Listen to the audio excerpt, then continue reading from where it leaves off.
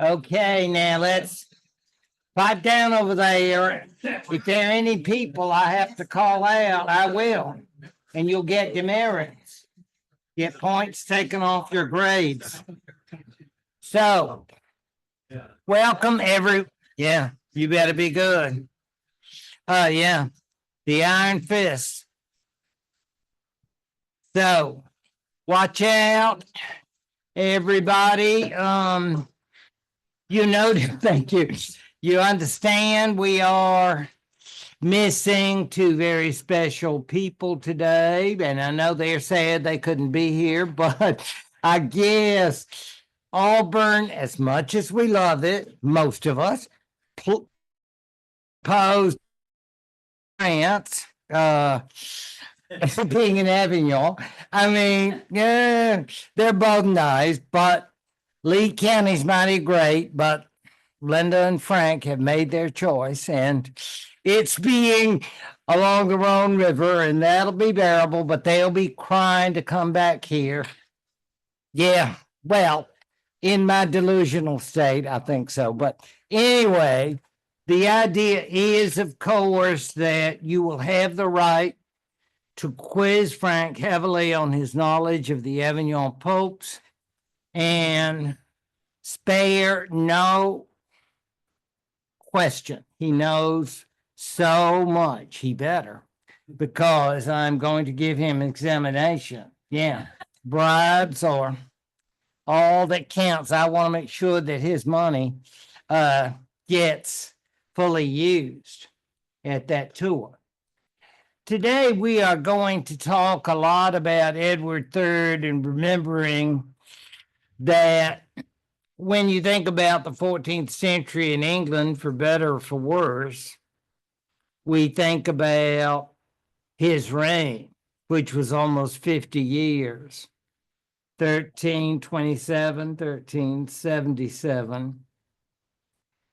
I say almost because there are periods which I think he might not have been completely with it, but there will be more of that to come.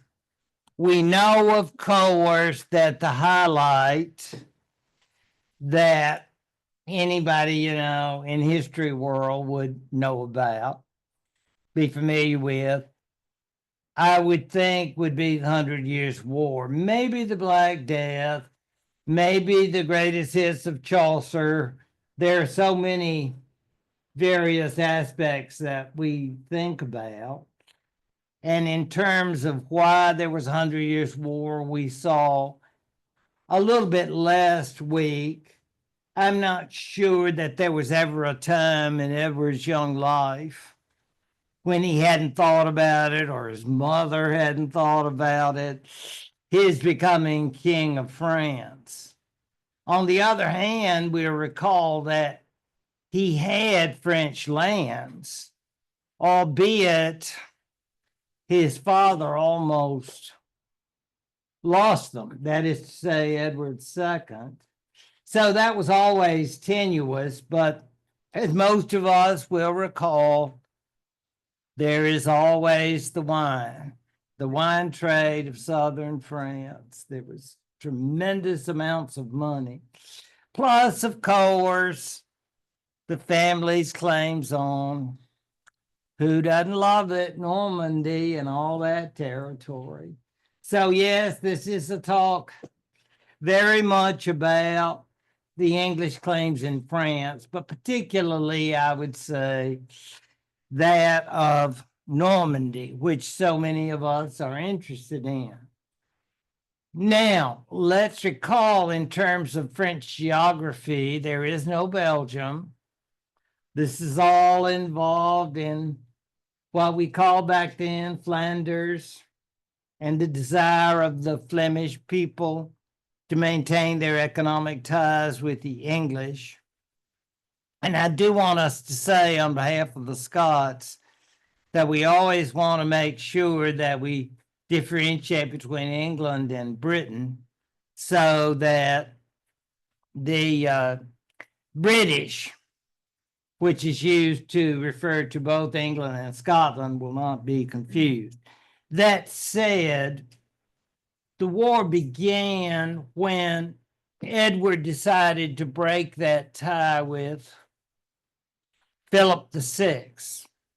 You remember his mother had carried him. I keep saying his mother, Isabella, carrying him to a man that she considered to be her inferior, much less her son, and that, of course, being Philip VI, the first Valois king.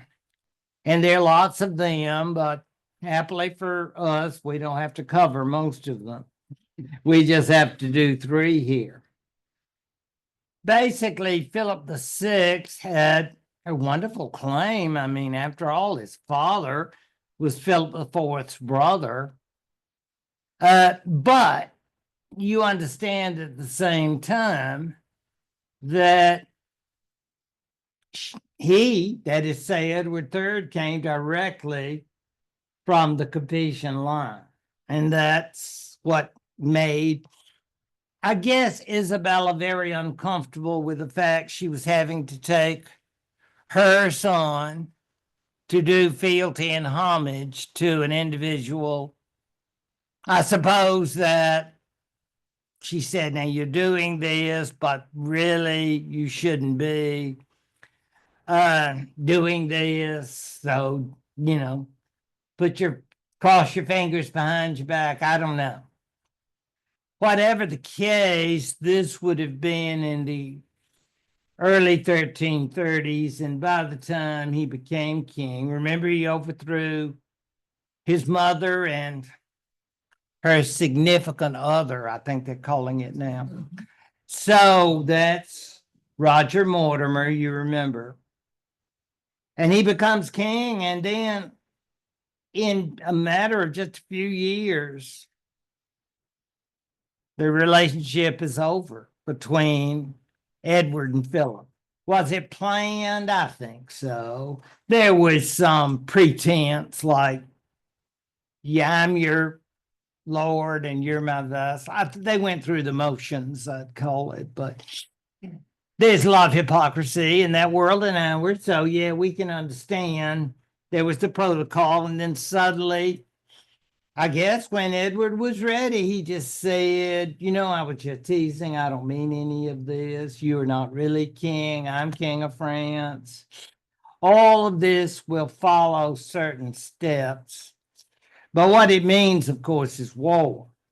And I'm sure both wanted it. I mean, it's not like there's any great peace movement going on in Paris or London saying give peace a chance. None of that.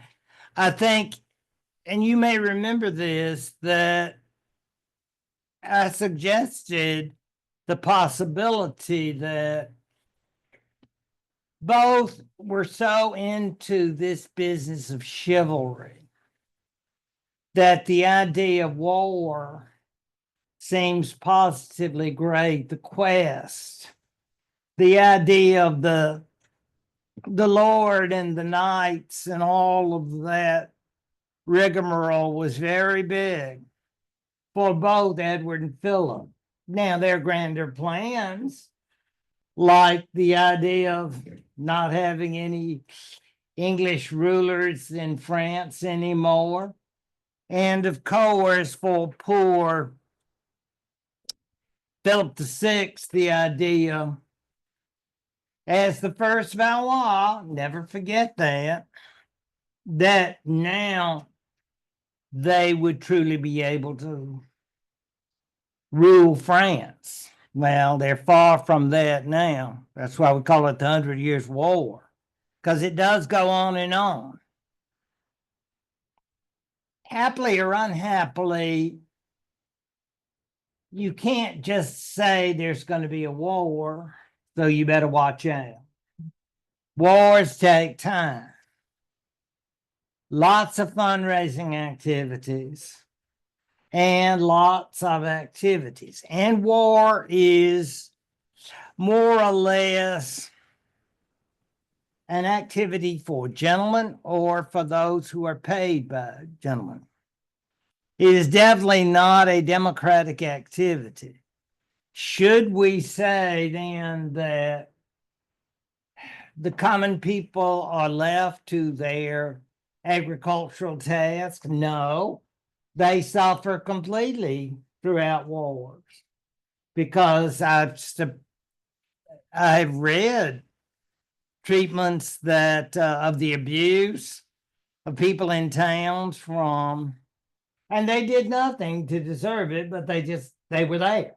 So people who are fighting in these wars, when they have breaks in fighting, why not attack a town and abuse the people? So it is not a pretty picture, but the fighting is normally carried out by people who they are either part of the upper class or they are hired professionals, mercenaries, I would call them, in many cases.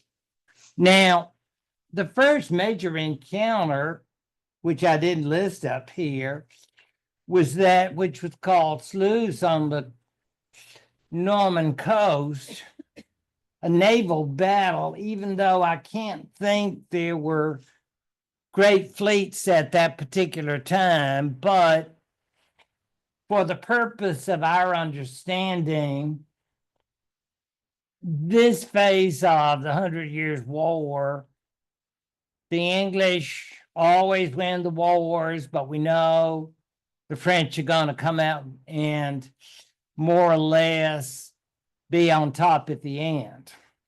But during all of these conflicts, it seems like the English winning. And so Edward III, King of England and now of France, so he says, is going to be prevailing and in a position, you might say, to be very popular among some elements, even though he felt very mistreated by the Pope.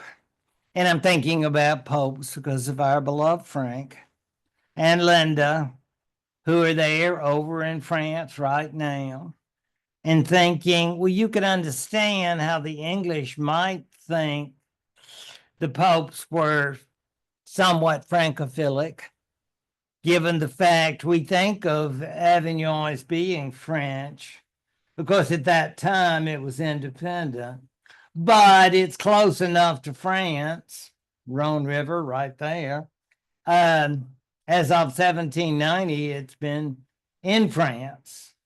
But the association of that period with the French, 1309 onward to 1377, we understand that a lot of the elements make Edward, I guess, feel he's going to have to do a lot to triumph in this conflict. And how he wants the conflict to end is basically overthrowing the Valois. I don't think that's like there's some way we can work it out and then we can be friends. If I want to be king of France, then what's that going to do to you? Could you be king emeritus? Retire you and golden parachute. That's it. Yeah. No, I don't think so. This is going to be out and out, and I don't think we can come back and be friends. We'll see about that. But certainly 1346, the summer of that year, was what is very, very important to all students of military history. And if you are, I guess, Edward III, this was a great victory at a place called Crécy. And it's still there. It's not far from the coast. So that he would have come over with thousands of troops. In the day, it was a remarkably large force. And if you could see this, or maybe in your own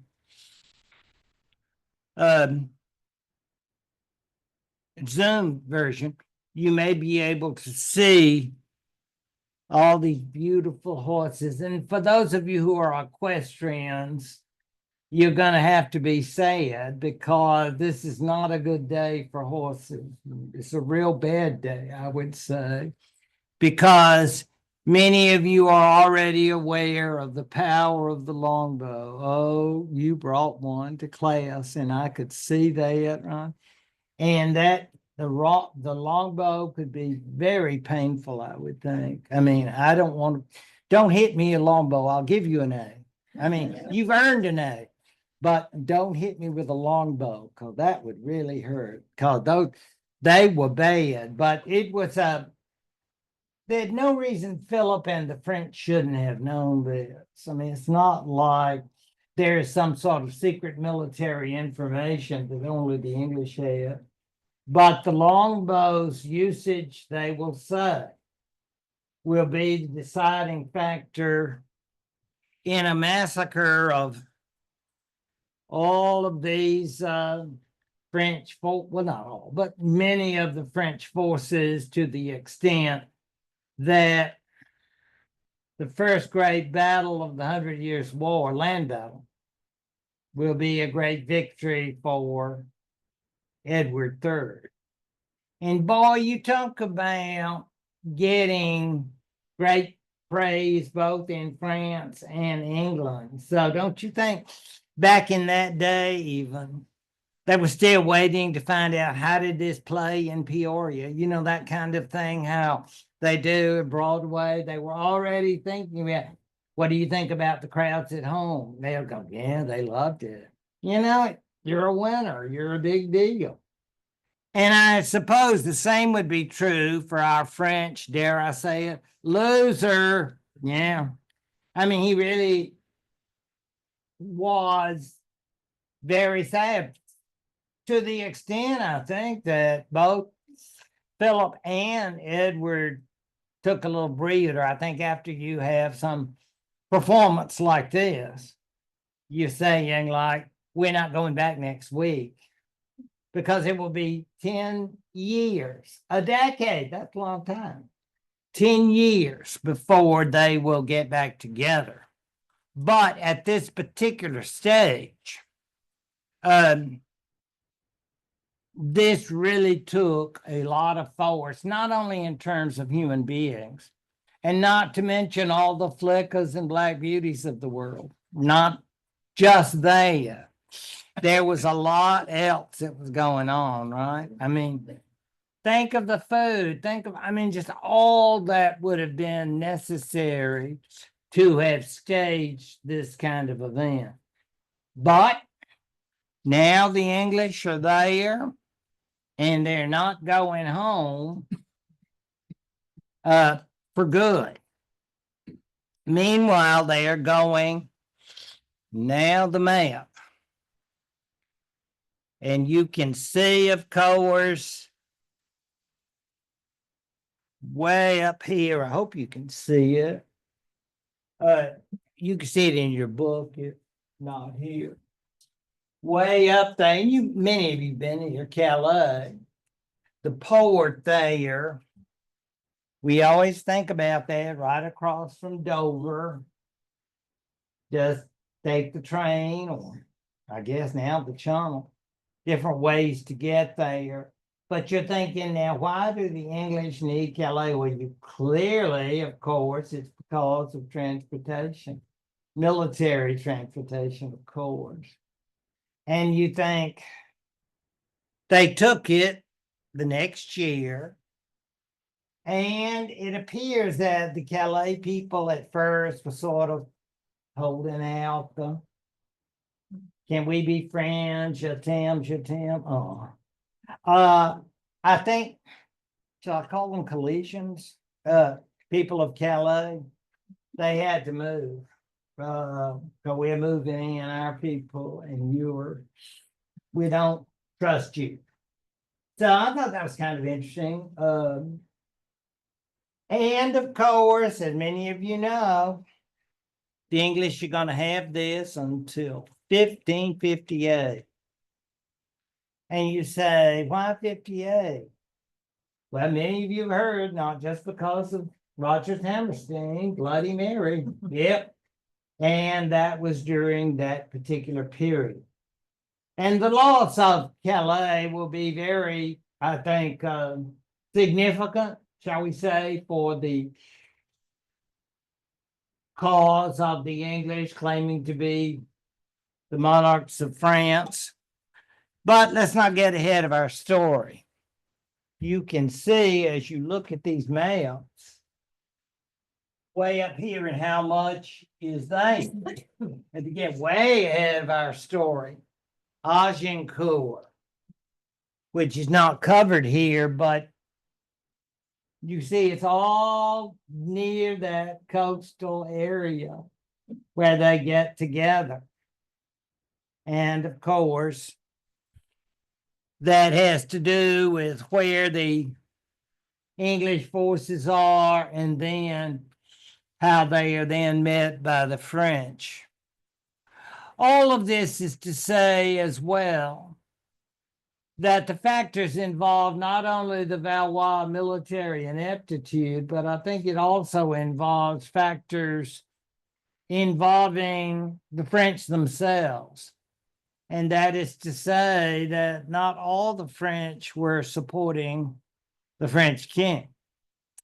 There is what you'd call disloyalty or selling out for the highest bidder.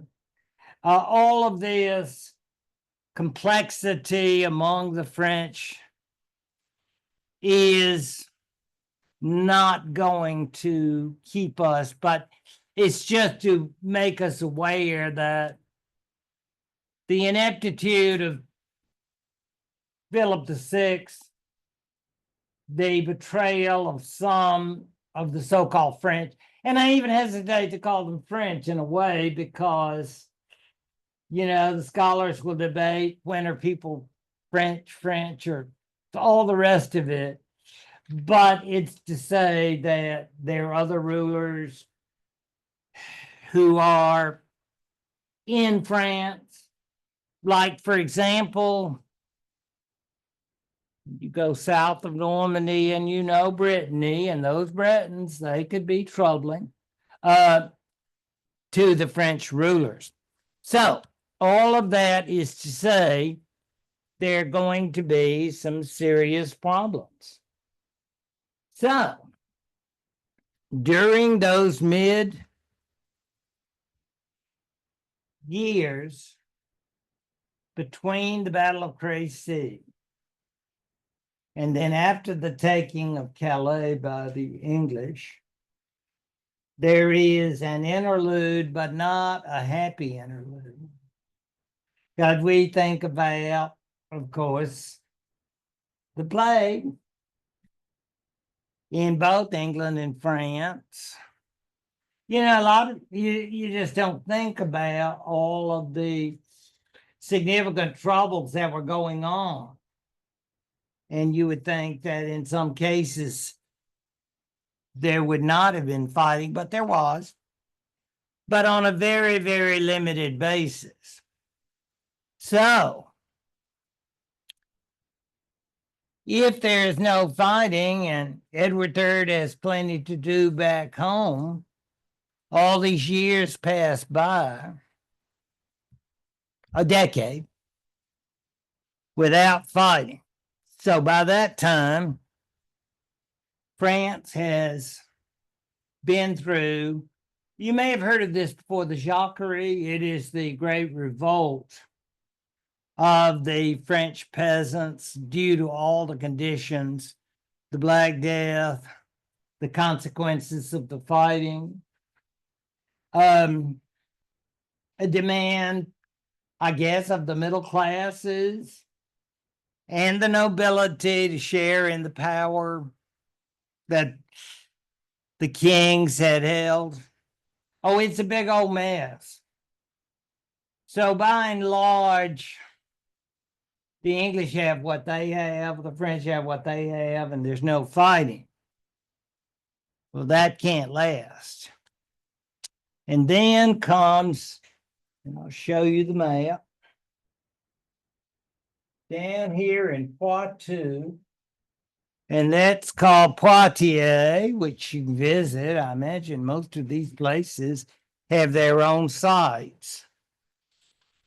Again, it would show, as they say, the French have never learned anything and make the same errors, and a lot of horses have to suffer as a result. This Battle of Poitiers will not feature King Edward III. I guess he's home and dealing with domestic issues. So his son will be the major English leader there. And he, of course, is also an Edward. And he's known because of his armor as the Black Prince. A very famous figure indeed. And you pay your respects in Canterbury Cathedral, where he is. Mainly, though, this, and described in the Chronicles, about how these people were so into chivalry. And if you're into chivalry, what does that mean? Well, for many of us, it means you're kind of crazy, but because it's all about having good manners. Sort of. I mean, I'd be nice to you because you are a lady and you are noble. So you got it coming. But let's say you're 99% of the other population. Strikeout for you. So the idea, of course, of chivalry is always based on who you are and what you are. So this particular battle, we're told by the Chronicles, is a very interesting one, particularly because now we have another French king. He's known as King John. You say, but wait, I know the King John is, but this is not him. Well, this is our French King John. Okay, so we don't. It's a different family, big name. But this is John II of France. I know, and you want to know about John I. I can see by the looks on your eyes, your inquisitive nature is such. So, since you begged, I'm going. I know. Don't be modest. I know you want to know, and you want to know badly. Little John I. Oh, he lived a few days. He was the son of Louis X. So John I gets a number just because he lived, even though he never actually ruled. But this person is known as John II. And unfortunately for France, he was a big boy when he became king. And being the eldest son of Philip VI, he got to be ruler. And he was as dismal as his father, as a leader. It's amazing the Valois survived. I mean, I don't want to knock the Valois. I mean, if you're a student of French history, you know some great Valois coming down the line, but we just hadn't gotten there yet. It's very sad. Think of Catherine de' Medici and all of these famous people who are part of the family. But all of this is to say John, who's known as John the Good. And yes, I know you want to know why he was good. I know. Inquiring minds want to know, don't they? Yeah. God, that's why we have history. John the Good was so into chivalry. Can you imagine? He would have a collection of chivalry books and articles, and he would take chivalry classes and not reading some outline or getting somebody to tutor him or something. He was doing the hardcore work of learning chivalry because you don't, I mean, you got to have manners. Remember Emily Post? I mean, she was the queen of etiquette. So John the Good was into it because if you're Le Bon, you are good. Now, does that mean you have to be nice to senior citizens or children? No. It means you have to be very, very into the chivalry expected for the knightly class. And they say he was very much on that, John the Good. So he's now leading the French military forces, his father having been gathered. John the Good, as I say, was as inept as his father. And that meant, of course, there were lots of casualties for the French nobility. But you know what? If you are fighting, you know what you're thinking? Should I kill him or should I not? You know what? I think I'd rather capture him. Because if you're dead, it's not like you're going to do me any good. But if you get captured, you know what? 6-letter word starts with R. And you know what it is? Ransom. Yeah, we love it. So lots of these people we're going to find, and these will be members of the royal family and so forth, are captured there by the forces of the Black Prince. But what is always great about this Battle of Poitiers is one of the knights associated with the Black Prince will actually have, shall I call it the honor, the privilege of detaining King Charles himself. And can you imagine how he felt? I mean, it's like, oh, shucks. And it's like, they didn't, these, because of HBO and Showtime and all that. Get him. They don't, that's so rude. That is such bad manners. So I don't want you all to do that or think that the Black Prince would do that. He would do that. Yes.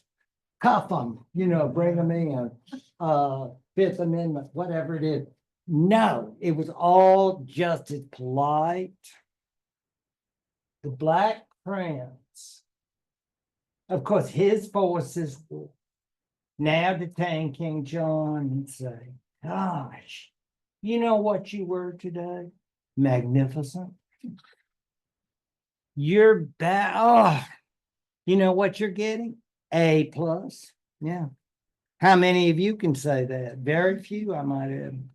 But if you are the King Charles, it will say, oh, you were amazing. Man, I respect you so much. And you don't say, well, that is just such hypocrisy. We're losers. You're just saying that. All shot. No, you go, merci beaucoup. Oh, thank you. Yeah, that's chivalry for you. There's some really good manners. Now, does that mean you're going to get probation? That they're not going to take you in? No, it doesn't. But it does mean we really respect you. You're a fighter. You're a great fighter. 5 stars. RateMyWarrior.com. Oh, King John. C'est bon, c'est bon. But that's according to the Chronicles. That's the way it was. And guess what they did that night? Banquet. And they probably had meat. And I mean, this was And you know me, and that's strong stuff. And you know what people do when they have too much mead? Yes, yeah. It's like, it's not pretty. Okay. Yeah, man, you're great, man. I love you, man. Yeah, brotherhood, all that. But again, what does that mean for you in terms of the future? Well, it means you're going to London and not for a tour, okay? Because you are now a prisoner. And that's the King of France. And you say, what now? Well, I think while he was there, he probably had a right nice time. I mean, there were hospitality facilities. It's not like you're going into some sort of reformatory or something. I mean, I think the king was put up nicely, but you're still confined, and that's not a good position for a king, particularly a king who was facing so many problems in France. And you also know what's going to happen in France as a result of the king's capture. Something all of us know all too well.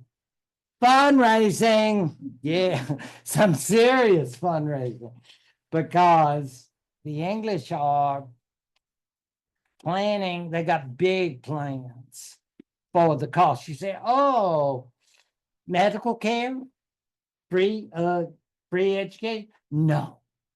Military, yeah. All about developing their future in France.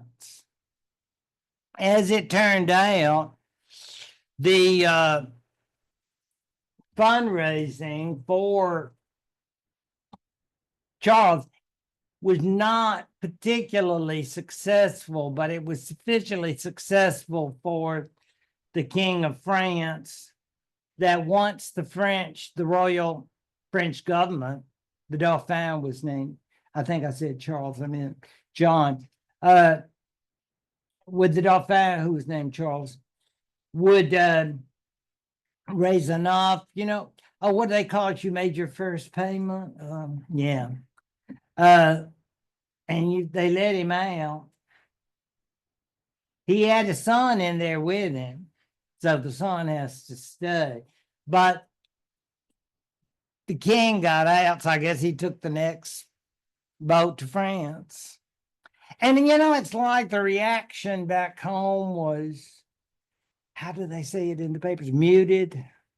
It's like, oh, c'est bon, rah, rah, rah, rah. No, it's like, are you sure? Weren't you comfortable there? Yeah, that's King John the Good, because I don't think he was much of an inspiring leader. But the Battle of Poitiers will leave, as you can see, a very strange situation. But in a way, for the French, it was a good situation because they had been rid of John the Good. And his son, and this is like one of those weird things, you think everything is genetic. I don't know. Because now the son, the future Charles V, will actually be the first outstanding Valois. And it took a long time to get there. Both the first one and the second one, losers, grandpa and pa. But then suddenly Charles V will be a very famous king of France. And then his grandson, Charles VII. But know the story. All of this is to understand, just give it another generation and you'll have a good one. But that's the future Charles V. But at this point, he's just the heir to the throne. But daddy's out, Le Père, and he's sort of doing a tour. He gets to, just like Frank and Linda, he gets to Avignon. Yeah, I know. You're thinking about, they're going to a lot of famous people. And what do you think he's doing in Avignon? I can tell you exactly what he's doing. He's having a nice visit with that Pope. And gee, I wonder if the Pope is English. No, the Pope is a good old Frenchman. And you know what we might want to talk about? Oh, what do they say now? Float alone. Yeah. You say, but those are holy dollars. Well, mostly, but maybe a few can be used for secular purposes. And I'm thinking, oh God, this is also vulgar, but we have another payment due. Okay. I know. That seems so grotesque, sort of like your Christmas shopping at Kmart or something like that, if you remember those days. Yeah. Those, it's not pretty, but that was what they were up against because the English were saying, your payment's coming up. So I hope you got so many. Oh, it's April 15th. So we know how these folks feel. It's like, you've had several days and we've been patient with you. So yeah, they are rough on the French. But the great thing about King John, when they couldn't get the payment up, you know what he does? He goes back. I told you he was good. He does. He goes back. And you say, why would anybody be that idiotic? Because he was good. Because my word, it's my oath. I took the oath. And you say, but well, we get the idea of how far we take chivalry. Again, I'm not sure if the French were crying or upset. We love you. I don't think that had anything to do with it. As a matter of fact, he dies over there. So basically now his son will become Charles V. And again, I remind you, John the Good, he had plenty of nice supplies and may have had special friends. You know what I mean? And a lot of chess, reading, going to reading club or something like that. So he had activities, but he will be an ignominious ruler in the early stages of the Valois. And again, we think about that Black Prince. And boy, they are all over that Black Prince. I would say he's probably the second most significant military figure in the 100 Years' War.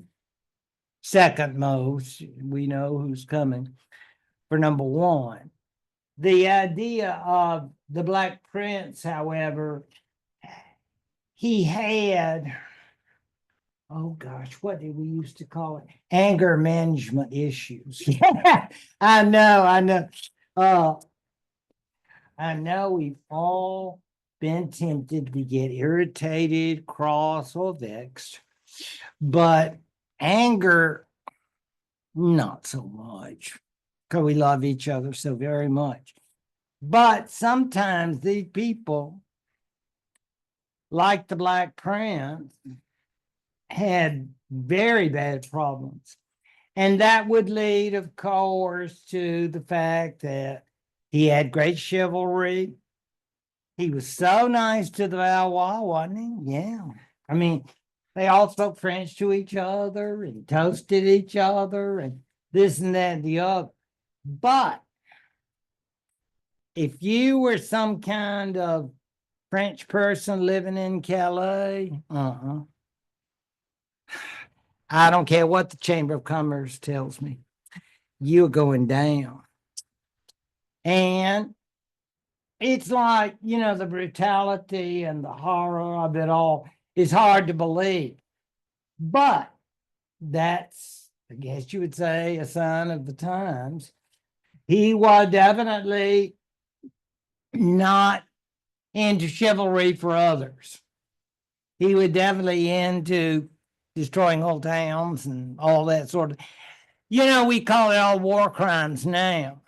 In that day and age, I suppose it was all just part of the reality of life in terms of fighting. If you were not part of the military body. There, of course, see the fleur-de-lis. So you can tell that is an illustration from a later chronicle, but showing the king for that drive. Now, look down here, and I thought that was interesting. It's not Latin, it's French. 14th, 15th century French. And all of that is to show how they saw it and how all of this chivalry is going to go down in terms of that class of people. Again, it doesn't affect anybody else. There was a creed of sorts that you may have heard of, the truce of God and the peace of God. The truce of God means that if we see a group of monks or other clergy, it is considered inappropriate to attack them. I mean, and peace of God means there are periods it's not a good time to fight, like right now, before Easter. So I guess after Easter, hit the battlefield. But during the peace of God from the Lenten period is considered cut away from fighting. And so all of this then is to understand that the chivalric codes were going on in this 14th century from these examples. It didn't help you if you were an ordinary person, but it certainly was good for those who were part of this class of people. Oh, they tell stories about how people maybe in a castle and then a sieging army, and they would stop a battle to let someone's mistress have an escort into the castle because she wanted to see her fella. So they get into the whole chivalric code. So all of this is kind of like, it's not original, but this is sort of like a renaissance. It's like this started earlier, Guinevere or Troth and all of that. And it's like, oh, what do they call it now? Retro. Don't we like retro? Yeah. So all of this is very significant in terms of these people. But now, by the mid-14th century, we have Valois number 3, and that's Charles V. And boy, what a change will come about. It appears that at this time, finally, the English government decides to make a deal with the French government. Part of this probably had a transactionary quality, trying to get John II out of hock or something. But, have any of you ever thought about having a career as a diplomat? Because I'm thinking, I know, painful. Talk about wanting to be a stoic. I mean, God, the suffering, the pain, hour after hour of listening to all that. Yak. But it's a wonderful career, I guess. But it appears that it went on for lots of time. And finally, Edward's representative said to the French, you know what? We love our Lord very much, but maybe he's not really king of France. So, what could we get if we give up on being king of France? And now the French are saying, well, we could really loosen up. And they're not going to be rude and say, well, all the time you said you were king of France, what are you saying? That you're a liar? No, that's rude. That's very bad manners. In Diplomacy 101, we learn you don't do that. You don't say you were ugly or you were, no. You just say, well, maybe we misunderstood, or just move on to the next topic. Whatever the case, they had an agreement. And this would be about the last years of King John, right around in there, that if Edward gives up the claim, King of France, then you can have basically most of what they had back in the good old days. The good old days being the days of Henry II and Eleanor, 1154 to 1189. And you say, oh, yes, we love it. You mean Normandy? You mean Anjou? You mean Aquitaine? That plus no getting on your knees, no fealty and homage. It's yours free and clear. So what do you think about that? C'est bon, c'est bon. Yeah. So, believe it or not, they actually made that agreement. Now, there's one thing to make an agreement, and then there's another to carry it out. Because, shocking as it may be to some of us, sometimes people don't keep their word. I know. I bet you do. I know that. But I mean, there are people who are not as nice as you are. And so we understand those French and English seem to be sort of playing the game of diplomacy, which is merely a way to stall. And the result, of course, will be a sort of continuing to fight while clinging to the thought of having an agreement. And that agreement, of course, did not work particularly well.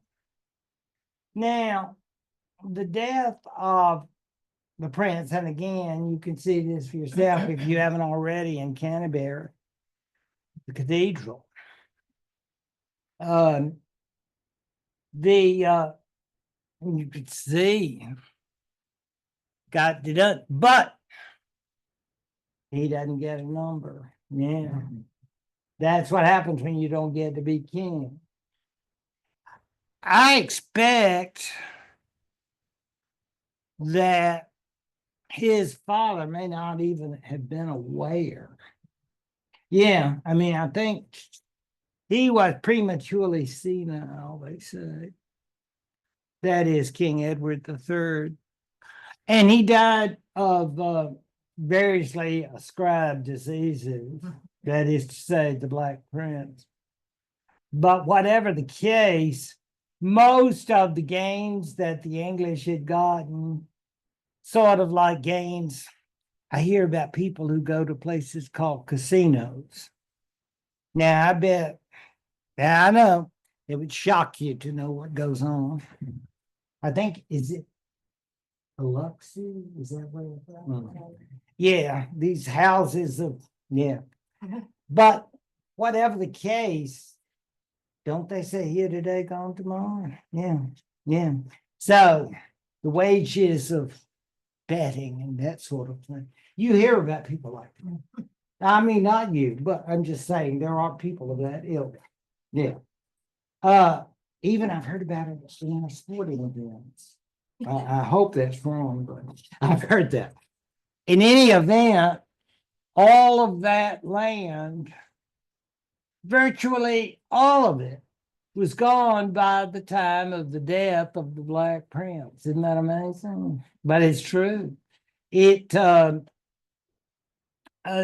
think some land around Bordeaux, and maybe dear old Calais, go Big C. We love Calais. And that was just about it. That's what I'm saying. I mean, you win some big fortune, and then what do they call? Oh, in the movies, comping. You heard about that? Maybe you could stay at the heart of Biloxi. Oh, but then they will get all your money the next day. So I've heard in the movies, maybe. So all of this then is to say, by the end of the reign of Edward III, which is coming, 1377, mind you. And we understand he follows his son. Not that I'm aware that he necessarily knew that, because, as I say, he may have been in a somewhat senile state. Meanwhile,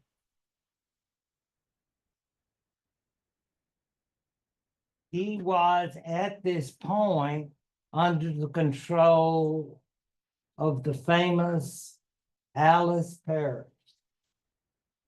She was quite a character, and that we even know that name is remarkable. Because how often do we know every top 10 mistresses of the Great Britain? I don't know. I find it interesting that they know as much as they do. She was married. She had children. I don't know how many were his and how many was the king's. And by this point, the queen was dead. So I know they always mention that she got a hold of some of his jewelry during the last stages of the king's death. That was a mistake, but I'm telling you, not that any of us have to worry about it. But if you have any friends who are a companion of this sort, you understand you're not going to be in the last will and testament, okay? You need to face that and understand that people who are in this special category need to take steps to secure their own interests. So she did, as you know, removing the rings from his fingers, I guess, after they called in the priest and he could make his last confession. She said, "Excuse me, Father, I need to I gotta pull it off." Yeah. I mean, because we need those jewelry. Seriously, jewelry is nice, but land is better. That seems, I mean, jewelry's nice. I really enjoy you all who wear jewelry. But I'm just saying, she had vast land holdings too. So she was someone into what we call self-preservation. She lasted till 1400. So she had quite a lengthy lifespan. And of course, if you ask me, she earned her settlement because she had to put up with him all those years. I don't think it's easy to be, I mean, I've never been in that particular role, but I'm just saying, I would not deny that people who follow that path, they deserve the realty and all the settlements they need to get. Now, would family members have agreed? I'm not so sure. That's why the jewelry, just in case. But she had the property and she did very well. She and her husband came out very well, even though it may have caused their marriage to be affected. Can this marriage be saved, as they used to say in the column?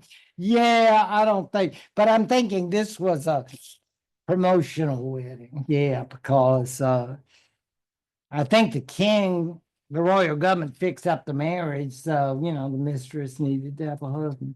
So all of this is to say that it was not a glorious ending to a lengthy reign of Edward III. On the other hand, he had lots of people who were very, very interested in the reading of the will. Yeah, yes, indeed. If you doubt me, just check the Plantagenet descendants, because Edward III had lots of offspring. And I mean legitimate offspring. And these offspring, males, because the female, I would call it their settlement had already been decided when they got married. So it was now a question of who was going to get what. On the other hand, everyone knew that they could not be the king, because in that day and age, it would have to be the descendant of the Black Prince. And who would that be? His son, his one and only son. And every Shakespearean scholar out there knows that I'm talking Richard II, right? Because who will forget that play? Nobody here. The idea be, do they? I think they have one of those yellow and black things too. What are those called? The outlines of the plays. Yeah, because I know some know this all too well. But yeah, even though now you could read the whole thing, you don't need that. And you would want to, to make up for all the misdeeds of the past. Yeah. But basically, all of this is to say, we're just so lucky to have so much family that want to support us and love us. Not so much. Yeah, this is not some Norman Rockwell Thanksgiving business, okay? This is going to be somewhat ugly. And of course, we understand that before we can get there, we have to, of course, go to the Thames. It didn't look like this. I know this is something out of the 70s, I imagine, but it's a beautiful sight. The postcards and the t-shirts and mugs and all the rest. They must get these photographs, the early morning or something like that, when you can get it to look that picture perfect. But all of that is to say that in many ways, the greatest accomplishment of this period will have to be the evolution of the English Parliament. I think sometimes when you say this, how many people would recognize the British Parliament of today with the English Parliament of the 14th century? About as many would recognize the first Congress under Washington and Adams and compare it to the Congress of today. Obviously, it changes drastically, but it's still significant that this is the period in which much of the institutional structure will begin. And why? Well, we already know the answer to that. Starts with M, has 2 syllables and 5 letters. You say, you mean that filth? Yes. Money. Yeah, lots of it too. I know many of you are above that, but some love it, I'm told. So, all of this then is to say that money is going to play a very, very important role as we deal with the parliament. I think we'll do that next week. So I will stop now and pick up next time, and we'll think about Frank and Linda off and drinking the vino with temperance, with their learning in mind, because they've got a lot to answer from right here. Thank you all.